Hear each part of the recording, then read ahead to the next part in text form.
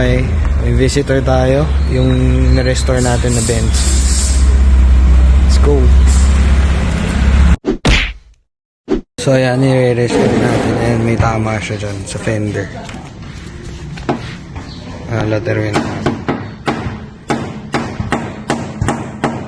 Pangas.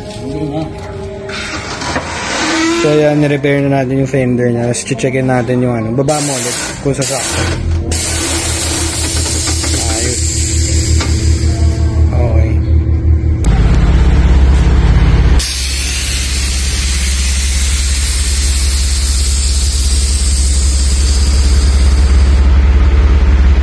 Okay, so ready for painting na yung Benz natin. Ayan. Nakita nyo kung gaano kapagsak yan, no?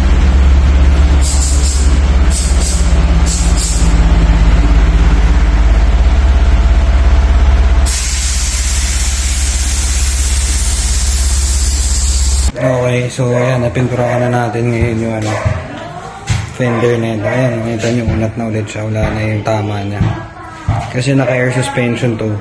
Pumutok yung bag, so sumayad yung gulong. Nagka-damage siya dyan. Ayan, okay na ulit siya. So, okay yun, natapos na natin. Hindi ko na-videoan kasi nag-basketball kami.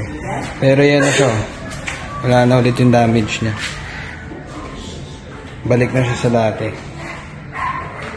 So, ayan, naka-air out yan, oh. Naka-air suspension tong Benz na to, eh.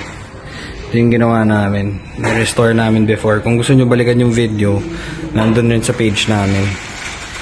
Kasi ano to, ubos na yung top coat, puro faded na yung buong katawan, tapos may mga bulok-bulok na siya. So hanggang ngayon, ilang taon na yan pa rin siya. Oh. Na disgrasya lang talaga yung dito sa may fender. Ayos na.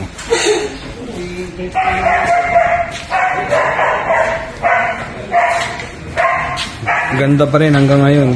Actually, madumi pa yan. Ayan, oh, puro dumi pa yan. Buta natin ulit. Sa kabilang side yung ginawa natin dito. Pakita ko sa inyo. Napakakinis pa rin ito after ilang years. Ayan, oh, parang wala nangyari.